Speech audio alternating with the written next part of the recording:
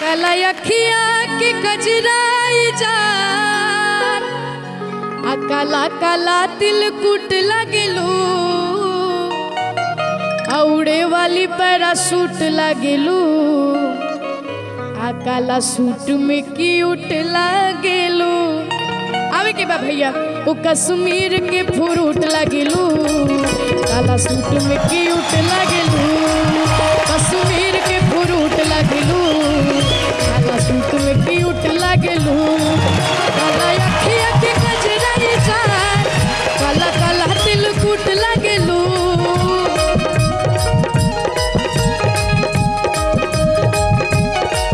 काला अखिया के कजराई जान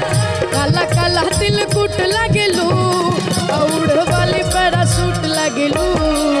काला सूट में क्यूट लगेलू सूट में क्यूट लगेलू।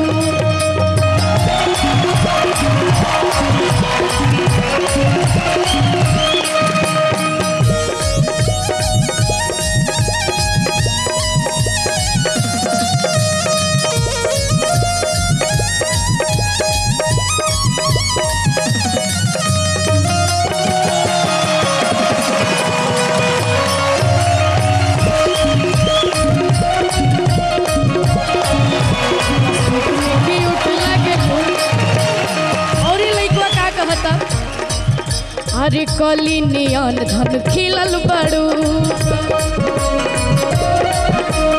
कौना तू भौरा से मिलल बड़ू अरे बेबी हो बाड़ू शहर गम कवले कौन ब्रांड के तू इतर लगवले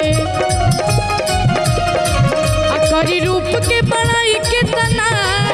नया नया रंग रूट लगेलू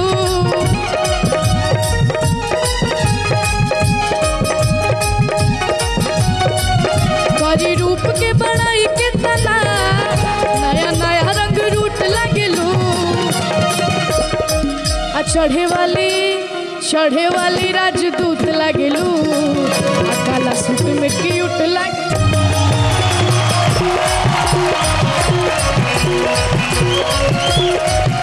कश्मीर के फ्रूट लगेलू काला सूट में क्यूट लगेलू कश्मीर के फ्रूट लगेलू काला सूट में क्यूट लगेलू कश्मीर के फ्रूट लगेलू काला सूट में क्यूट लगे भैया। और लास्ट में ये तो हमसे भी बड़ा धमाका हो गया। लास्ट में जाते जाते एक और लाइन